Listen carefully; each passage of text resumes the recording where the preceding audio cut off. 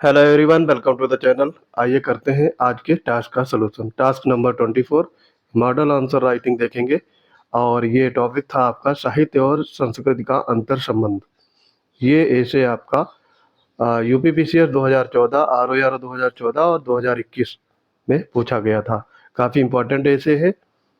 जो लोग अभी तक हमारे पेड बैच से नहीं जुड़े हैं, पीसीएस वंडर्स टेलीग्राम चैनल से जुड़ जाएंगे। वहाँ पर आपको पेड बैच से रिलेटेड डिटेल उपलब्ध रहेगी और पेमेंट करके आप हमारे मेंस पेड बैच से जुड़ सकते हैं। तो आइए करते हैं आज के टास्क का सलूशन। मनुष्य एक सामाजिक प्राणी है।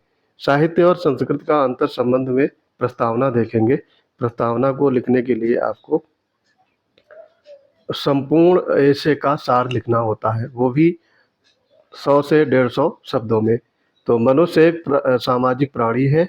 साहित्य मानव की इसी स्वाभाविक प्रवृत्ति से प्रेरित रचनाधर्मिता युक्त आयाम है। साहित्य जनता की चित्तवृत्तियों चित्तवृत्तियों का संचित कोश होता है। ऐसे में वह समाज के विविध मूल्यों, मान्यताओं व कथानकों को अपने रचना कर्म का विषय बनाता है।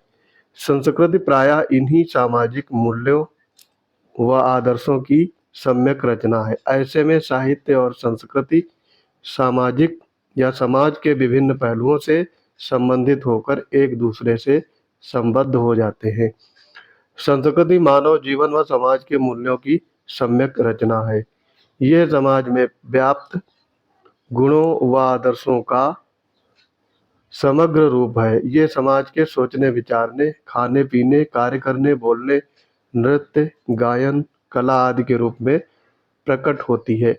साहित्य प्रायः संस्कृत के इन्हीं अमूर्त रूपों को स्वयं में अभिव्यक्त करता है।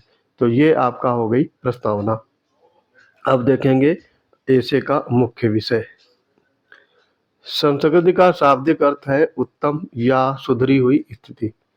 समाज के सद्विचार, मूल्य, मान्यताएं व आदर्श इसी संस्कृति के विविध पक्ष हैं। साहित्य का कार्य समाज को दिशा देना है। यही भटकी हुई मानवता को सत्पथ पर लाने हेतु रचित होता है। साहित्य सही मार्गदर्शन तभी प्रदान कर सकता है। साहित्य संस्कृति का एक अंग है। संस्कृति एक व्यापक अवधारणा है जिसमें कला, धर्म, नृत्य, गायन, स्थापत्य के साथ साहित्य भी सम्मिलित होता है।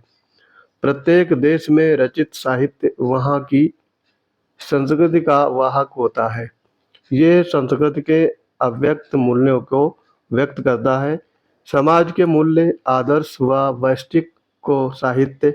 वैशिष्ट को साहित्य अपना विषय बनाता है।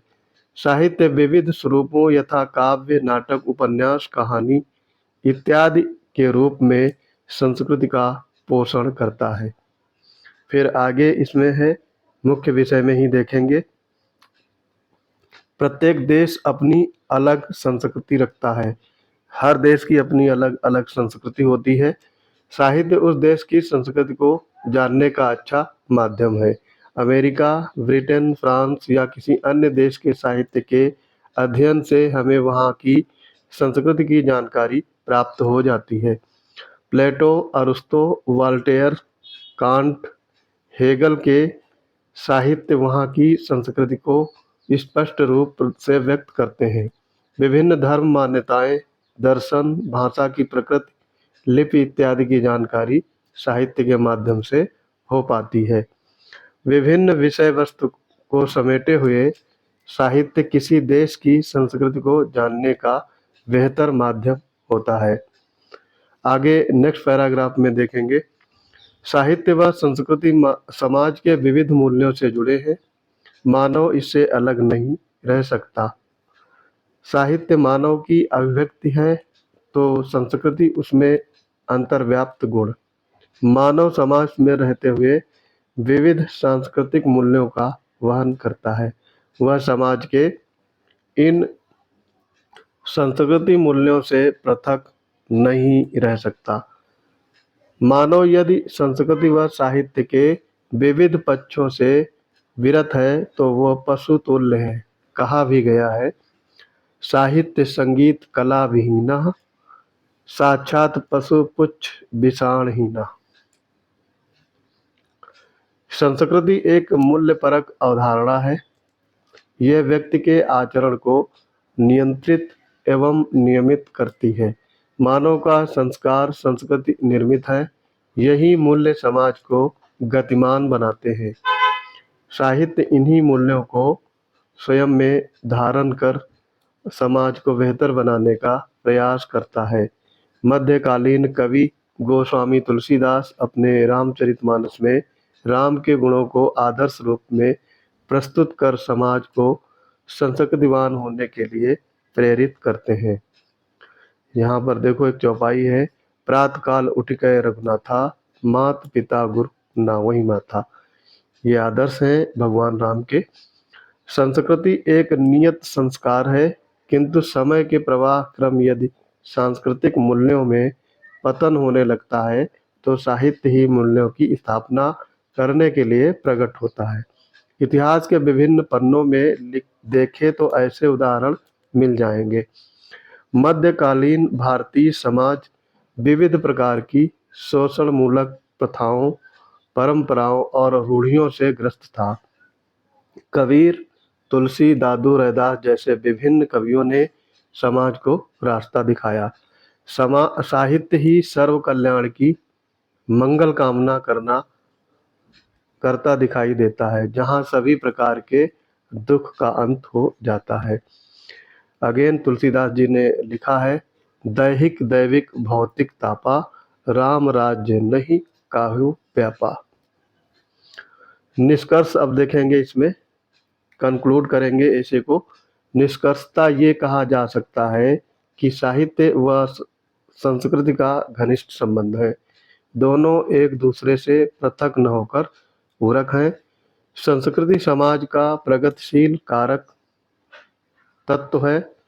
समय के साथ संस्कृति में परिवर्तन होता रहता है। साहित्य इन्हीं परिवर्तन के विविध स्वरूपों को अपने लेखन का विषय बनाकर इसके प्रस्तुतिकरण का कार्य करता है। वास्तव में साहित्य अपने कल्याणकारी रूप में संस्कृति का उन्नायक तथा समाज का मार्गदर्शक होता है। तो दोस्तों यहाँ पर ये ऐसे आपका कंप्लीट होता है। अगर आप भी अच्छे ऐसे लिखना चाहते हैं, फाइनल में अपनी सीट पक्की करना चाहते हैं, तो PCS वंडर्स टेलीग्राम चैनल से जुड़ जाएंगे। वहाँ पर आपको इन सारे पेड बैच की डिटेल उपलब्ध रहेगी और पेमेंट करके हमारे पेड बैच से जुड़ सकते हैं। तो इसकी PDF सिर्फ पेड बैच में ही मिलेगी। PDF और इम्पोर्टेंट मटेरियल्स भी पेड बैच में प्रोवाइड कराए जाते हैं। 1 बाय 1 आपकी कॉपी चेक की जाती है, आपकी कमियां बताई जाती हैं। ये सारी चीज़ें आपके पेड बैच में ही मिलेंगी।